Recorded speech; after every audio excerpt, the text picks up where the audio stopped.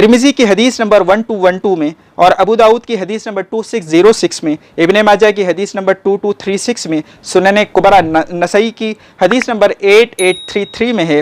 हज़रत सख्र गामिदी से रिवायत है, रसूलुल्लाह सल्लल्लाहु अलैहि वसल्लम ने दुआ फरमाई, ऐ अल्लाह मेरी उम्मत में से सुबह जल्दी जाने वालों को बरकत अता फरमा। चुनाचे आप जब कभी कोई लश्कर रवाना करते तो सुबह सुबह भेजा करते थे।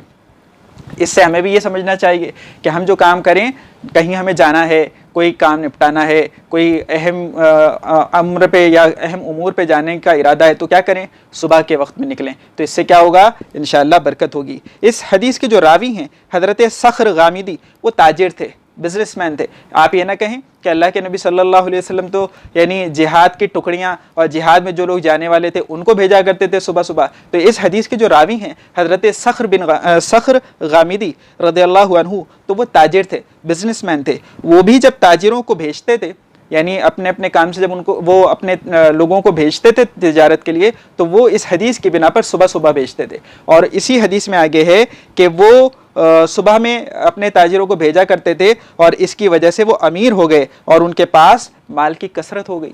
तो आजकल तो हर आदमी अमीर बनना चाहता है, तो उसका आसान इलाज क्या है कि इस हदीस पर अमल करे कि वो अपना बिजनेस सुबह से शुरू करे। इंशाअल्लाह इस हदीस की बरकत से वो भी क्या हो जाएगा, मालदार हो जाएगा। तो अमीर होने का आसान तरीक़ा है। लोग पूछते हैं अमीर होने का कोई तरीक़ा बता दो, माल की ज़्यादती का, माल की बरकत का कोई तरीक़ा बता दो। और चीज़ तो समझ में नहीं आती, माल अगर बढ़ जाए तो समझ में आता है। तो बताइए, इस हदीस में रावी जो थे तो वो इस पर अमल करने की वजह से अमीर हो गए।